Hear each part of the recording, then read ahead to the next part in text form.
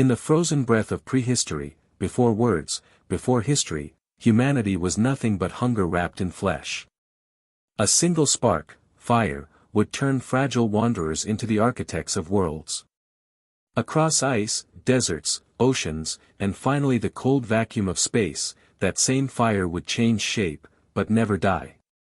This is the unbroken thread that binds the footprints in ancient snow to the ion trails of starships. It is the story of humanity's oldest instinct, to survive, to adapt, to seek the next horizon, no matter how far it lies. In the beginning, there was no history, only the rhythm of survival. It was the kind of rhythm that did not need to be learned because it was carved into the bone: wake with the light, search for food, drink when water is found, seek shelter before darkness returns. Day after day, season after season, it repeated until there was no separation between life and this endless loop. The land was older than memory, older than the species that moved across it. Grasslands rolled under a sky so wide that clouds seemed like islands adrift on a sea of blue. Herds of great animals grazed in slow tides, their horns and tusks rising above the stalks like drifting ships. Predators followed them, silent as shadows, their patience older still. Among them moved the people. Not yet human in the way their descendants would understand, but already different from the other creatures that shared the land. Their legs were shaped for distance, their eyes for horizons, their hands for shaping the world into something it was not. They did not yet know that they were changing the earth simply by surviving upon it. At first, they were few, small bands moving together in loose arcs that bent toward water and food. They slept in hollows scraped from the earth, in the shelter of overhanging stone, or beneath the low branches of trees where the wind could not reach. When predators drew near, they scattered, regrouping only when the danger passed. Hunger ruled everything. It shaped the strength of their limbs, the sharpness of their gaze, the timing of their movements. Meat was a rare gift, scavenged from the kills of larger predators or taken through bursts of sudden, desperate violence. Roots, seeds, and fruits filled the long spaces between such feasts, their flavors tied to memory of the places where they grew. The old ones remembered the shape of the land and taught it to the young, not through words, but through the paths their feet traced season after season. The mountains marked the edges of the world. The rivers marked the way to follow. The stars above, though no one yet named them, were already guides. Sometimes, they found the remains of others who had walked before them, a scatter of cracked bones, a piece of stone chipped to an edge, the blackened circle where a tree had burned. These were not yet stories, but they were signs, and signs meant survival. The spark in their minds, still small, still flickering, was what made them pause before a mark in the earth or the shape of a shadow. It was what made them ask, without words, what happened here? And slowly, without knowing, they began to remember. Seasons turned. Ice crept down from the mountains in long centuries, then retreated again. Rains swelled the rivers until they split into new courses, then shrank them until they left behind empty beds. The people followed the changes, never staying long enough to forget that the world could turn hostile overnight. Then came the winter that changed everything. The cold arrived early, tightening its grip before the herds had moved to their lowland grazing. Food grew scarce. Water froze in shallow streams. The wind cut through skin and bone as if they were nothing. It was during this winter, when desperation pressed close, that the people found the fire. Lightning had split a tall, dry tree, setting it alight. The flames licked the air, throwing shadows that danced on the snow. The people circled it, drawn by its heat yet wary of its reach.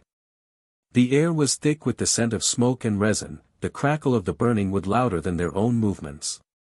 The warmth was unlike the sun, it reached into their bones, drove away the ache of cold, softened the stiffness of muscles that had been clenched for months.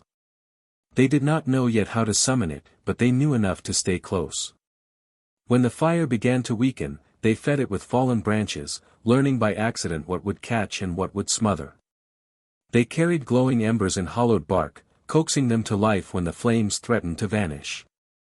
This was the first kind of tending, an act that demanded patience, memory, and care. Around the fire, the world changed. The circle of light pushed back the dark.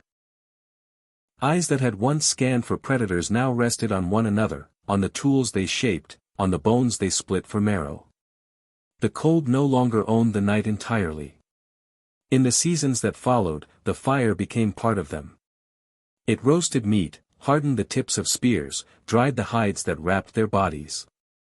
It turned nights from silent endurance into moments where thought could stretch beyond the next mouthful of food. They began to see not only what was, but what could be. The spark in the mind brightened. Stones were shaped more finely, wood carved more precisely, paths remembered more clearly. A stick could be sharpened before the need arose. A shelter could be built before the storm arrived. The world was still dangerous, but they were no longer entirely at its mercy. And so they moved, out of valleys into plains, out of forests into deserts, across mountains that had once been boundaries. Each place shaped them in return. Their bodies grew leaner or broader depending on the demands of the land. Their skin darkened or lightened under different suns. Their lungs thickened in thin air, or their stride lengthened for open ground. By the time their footprints reached the far coasts, the fire had already traveled with them for hundreds of generations. They had crossed rivers, carved tools from stone that glittered in the sun, and begun to etch marks into bone, not yet a language, but the first shadows of one. The earth had not grown easier. Storms still came without warning. Predators still hunted. Hunger still lay in wait whenever the seasons turned against them. But now, wherever they went, they carried something that no other creature possessed. It was not the fire itself. It was the memory of what fire meant. A gift, a tool, a weapon, a promise. Something that would not end with them. The fire changed its shape. It no longer clung to branches or danced on the breath of the wind. It burned in the hearts of engines, in the silent implosions of hydrogen within fusion chambers, in the luminous arcs of plasma that bent the void itself. But the lesson it carried, that the world could be tamed, altered, and made to yield, was the same one learned on a frozen plain by those first fire-keepers. The last horizons of Earth had been crossed. Rivers that once marked boundaries were bridged or dammed. Mountains that once stood as the edges of the world were tunneled through and mapped. The oceans, vast as they seemed, had been traversed until no stretch of water remained unknown. When there was no further land to discover, eyes turned upward, toward the stars that had always burned above the night camps. The first ships that left Earth were not graceful. They were heavy, armored cocoons designed to keep life intact against the indifference of space. Inside them was a fragment of the planet's memory, a thin shell of atmosphere, a careful mix of oxygen and nitrogen, soil packed into trays for growing plants, seeds from crops domesticated in the first cradles of civilization. Generations were born in their narrow corridors. They learned to walk in constant, low gravity. They learned to tell time not by the movement of the sun but by the cycles of artificial light and dark. The hum of machinery replaced the sound of wind in the trees. Still, something deep in them, older than language, older than cities, whispered that no place was meant to hold them forever. The first new world they claimed was a harsh one. Its sky was pale and thin, its winds constant and cold. Days blazed with heat under a swollen sun, and nights froze under a sky so clear it seemed to have no end. The land was dry and cracked, with only the ghostly traces of rivers long vanished. They built their shelters in the shadow of cliffs, where the winds could not strip them bare. They burrowed into the stone for warmth, grew green shoots in sealed chambers beneath the surface, and recycled every drop of water until it could serve again. It was not generous, but neither had the plains and deserts of Earth been generous to the first wanderers. They stayed, because survival had never been about comfort, only about possibility. Centuries passed. Populations grew. Restlessness grew with them. Smaller ships left the settled world for others farther out. Each journey was shorter than the last as the technology sharpened, but each landing was as uncertain as the first. One such world was an ocean locked in ice. It sees not water but methane and ethane, lapping against islands of frozen hydrocarbons.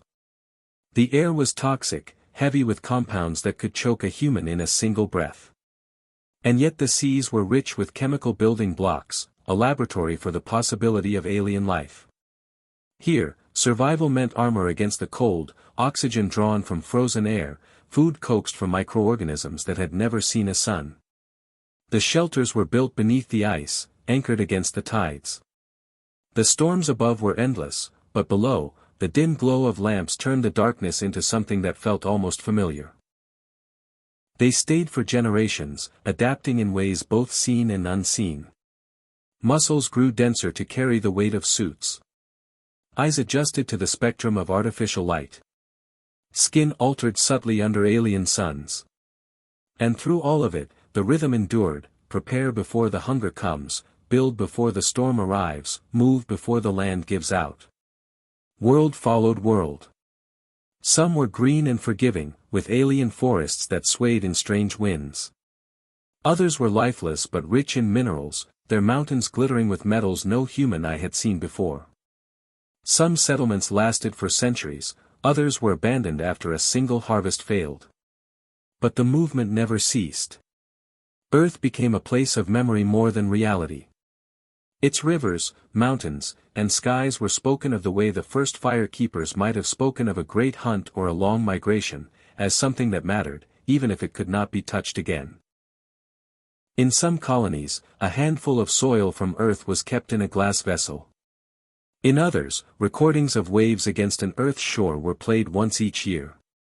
And in every settlement, whether carved into stone or floating in a gas giant's upper atmosphere, there were those who still looked up, feeling the same pull their ancestors had felt under a night sky millions of years before.